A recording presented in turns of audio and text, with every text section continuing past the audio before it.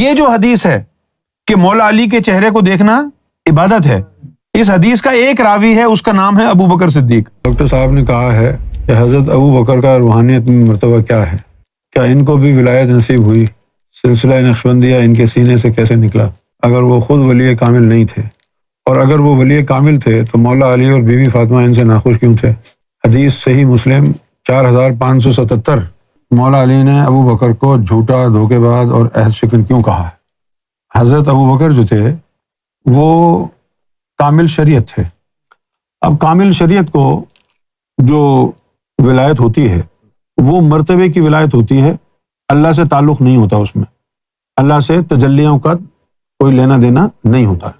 ان سے جو فیض ہوا ہے وہی لطیفہ نفس کا فیض ہوا ہے۔ اب یہ جو چھوٹے چھوٹے مرتبے ہیں، زنجبہ، نخبہ اور ابدال، جیسے وہ غوث پاک گھر ایک چور آ گیا تھا تو انہوں نے جو ہے کہا کہ یہ چور کو پکڑ کے لے جاؤ، جو قطب مر گیا اس کی جگہ بٹھا دو۔ تو اب یہ ابدال اور قطب یہ مرتبے ہیں، ان کا اللہ سے تعلق نہیں ہے۔ رہ گئی بات کہ بھئی اگر ابو بکر صحیح تھے تو پھر مولا علی نے جھوٹا، دھوکے باز کیوں کہا، عہد شکن کیوں کہا؟ بھئی مومنوں سے تو ثابت ہے نا قرآن سے کہ ان سے تو فحاشی بھی ہوئی ہیں، بڑی بڑی گناہ ہوئے ہیں، غلطیاں ہوئی ہیں۔ یہ اس دور کا اعجاز ہے کہ مولویوں نے آپ کو کہہ دیا ہے صحابہ کرام تو ستاروں کی مانند ہیں، کدو ستاروں کی مانند ہیں۔ وہ جو ستاروں کی مانند تھے، قرآن بھرا پڑا ہے کہ یہ فحاشی بھی کرتے تھے، گناہ بھی کرتے تھے، ورنہ کیا وہ لالو گھیت کے لوگوں کو اللہ نے قرآن میں اتارا ہے کہ جب تم سے گناہ ہو جائے تو جاؤ کا تو پھر یہ تیری بارگاہ میں آ جائیں اور اللہ سے تمہارے لیے مغفرت استغفار کریں تو اللہ تعالیٰ معاف کر دے گا۔ اسی دور کے مومنوں کے لیے تھا نا یہ۔ ظاہر ہے کہ جب ابو بکر نے بی بی فاطمہ کو اپنے دربار میں سمن کیا، وہ ایک انتہائی یعنی گستاخانہ عمل تھا۔ ان کی یہ اوقات نہیں تھی کہ نبی کی چہیتی بیٹی کو اس طرح اپنے دربار میں یعنی تکلیف دیتے، لیکن انہوں نے دی۔ اب کیوں دی؟ ظاہر ہے ان کے اوپر پریشر تھا ادھر ادھر سے، کیونکہ انسان جب لوگوں کو جھوٹی جھوٹی باتیں کہانی سناتا ہے تو انسانوں کا ذہن بدل جاتا ہے۔ جیسے ہر گھر میں ہیٹ اسپیچ ہوتی ہے، ہر گھر میں۔ اگر ماں کو کوئی بندہ پسند نہیں ہے تو وہ اپنی اولاد کو اس کے خلاف کر دے گی، جھوٹ بولے گی اس کے خلاف۔ اچھا پھر لوگ یہ بھی کہتے ہیں کہ یہ چھوٹے بچے کے خلاف بولیں گے تو اس کی کیا سمجھ میں آ رہا ہے؟ اس کی سمجھ میں تو نہیں آ رہا، نیگیٹو انرجی اور نار جو تیرے منہ سے نکل رہی ہے وہ تو جاری ہے اس کے اندر۔ اسی طرح مولویوں نے ان کے لیے بڑی بڑی جو ہے نا وہ خوبصورت کہانیاں بنائی ہیں صحابہ کرام کے لیے، جن کی وجہ سے ہمارے جو اذہان ہیں وہ اتنے یعنی غلیظ ہو گئے کہ ہم ایک لفظ ابو بکر صدیق اور عمر بن خطاب کے بارے میں نہیں سن سکتے، بھلے مولا علی کو کوئی گالیاں دے رہا ہو۔ ایسے ذہن بن گئے۔ لیکن اچھی بات یہ تھی کہ وقت گزرنے کے بعد ان کو، ابو بکر کو اپنی غلطی کا احساس ہوا، لیکن پچھتاوا رہ گیا، کیونکہ سیدہ بیوی کا تو وصال ہو چکا تھا۔ سب کچھ لٹا کے ہوش میں آئے تو کیا ہوا، دن میں اگر چراغ جلائے تو کیا ہوا، ہے نا۔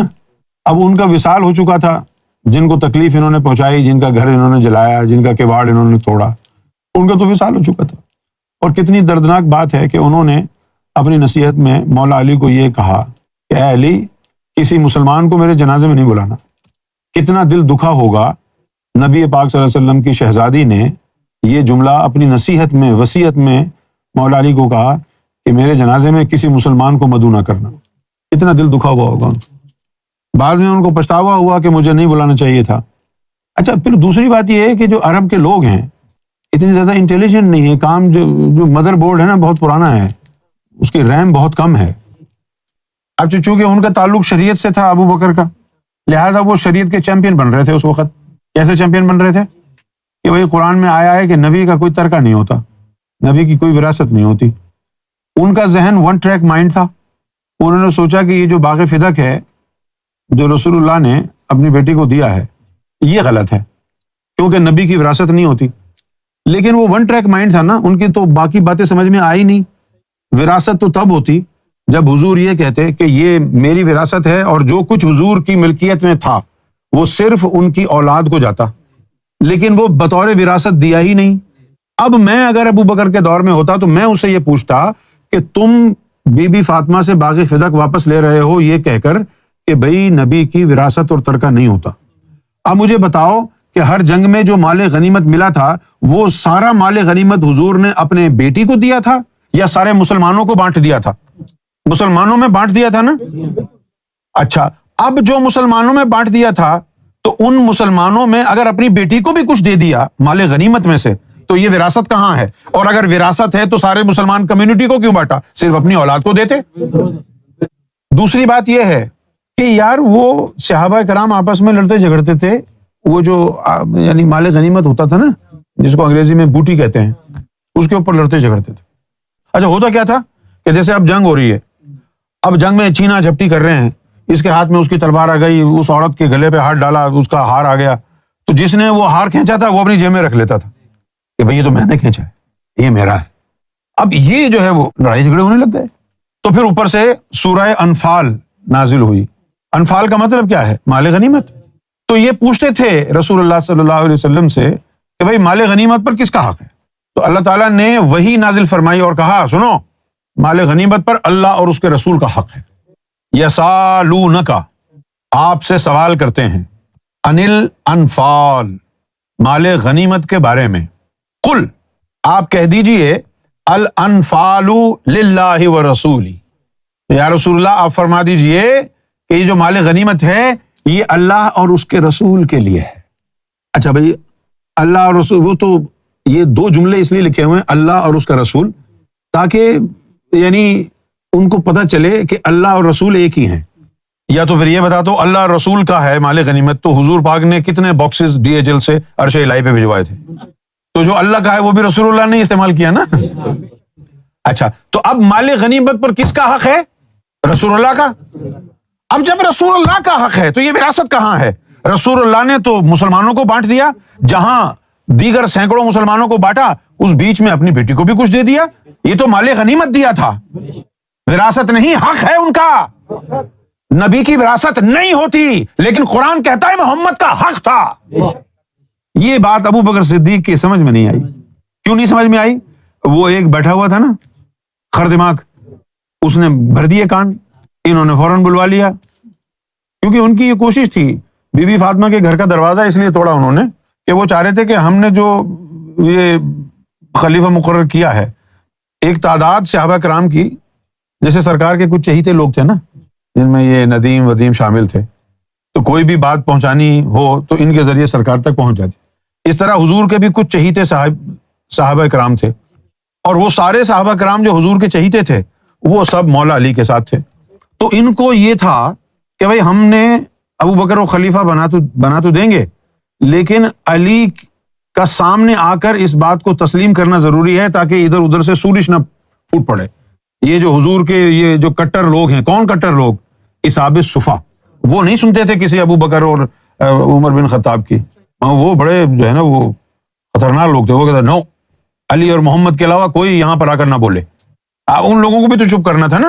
تو اس لیے یہ ان کے پولیٹیکل مفاد میں تھا کہ مولا علی کا ووٹ ہو، اور مولا علی گھر سے نکل نہیں رہے تھے، نہ مولا علی دروازے پہ آ رہے تھے، اس لیے انہوں نے دروازہ توڑا. اب دیکھو آدمی بچنا چاہ رہا ہے کہ تمہارے فتنے نہ پڑے، اور تم اس کے گھر پہ آ کے آگ لگا رہے ہو، اس کو گھسیٹ رہے ہو کہ تم فتنے میں پڑو. خیر 6 مہینے جب اس واقعے کو گزر گئے تو ابو بکر نے پھر پیغام بھجوایا. 6 مہینے گزر گئے ناراضگی میں، پھر ابو بکر نے پیغام بھجوایا کہ بھائی میں آپ سے ملنا چاہتا ہوں. تو حدیثوں میں لکھا ہے مولا علی نے فرمایا کہ ابو بکر ٹھیک ہے تم آ جاؤ، عمر کو ساتھ نہیں لانا. حدیث کے الفاظ ہیں. تو پھر جب وہ آئے تو انہوں نے جو ہے پھر یہ روئے اور کہا کہ مجھ سے غلطی ہو گئی. پوچھا بھی کہ یار میں تو اس معاملے کے اوپر سختی دے رہا تھا. تو مولا علی نے ان کو سمجھایا کہ یہ وراثت کا معاملہ تمہاری سمجھ میں آ گیا تو میری سمجھ میں نہیں آیا ہوگا. اچھا اگر میری بھی سمجھ میں آ گیا تو کیا رسول اللہ کو پتہ نہیں ہوگا جو انہوں نے وراثت دے دی اپنی بیٹی کو؟ یہ بات تو تب ہوتی جب بی بی فاطمہ آ کے کہتی مجھے وراثت دو. انہوں نے تو نہیں کہا نا. رسول اللہ نے کوئی چیز ہدیتاً اپنی بیٹی کو دی، اور وراثت کہاں ہے؟ وہ تو محمد رسول اللہ کا حق ہے، جس کو چاہے دیں. تم کون ہوتے واپس لینے والے؟ تو یہ فحش غلطی تھی جو ابو بکر صدیق نے کی. مجھے تھوڑی ڈر ہے کسی سے، جو کیا ہے انہوں نے کیا ہے. آپ مانے تو مان لیں، نہیں مانے تو بھاڑ میں جائیں. تو انہوں نے کیا ہے یہ. اسی طرح بہت سے لوگ تھے، جیسے وہ کنجر کا بچہ مروان تھا، جس نے امام حسن علیہ الصلوۃ والسلام کے جنازے پر تیر چھڑوائے، پتھراؤ کرایا، یہ مسلمان تھے سارے۔ بہرحال ابو بکر جو ہیں ذہن کے کچے تھے، عمر بن خطاب کی باتوں میں آ گئے، لیکن میں اپنے ایمان کو سامنے رکھتے ہوئے ابو بکر کے بارے میں یہ کہہ سکتا ہوں کہ ان کی نیت میں فطور نہیں تھا، نہ مولا علی کے بے ادب تھے وہ، بس لوگوں کی باتوں میں آ کے انہوں نے بیوی کو طلب کر لیا، جو ان کی بہت بڑی خطا تھی، بہت بڑی غلطی تھی۔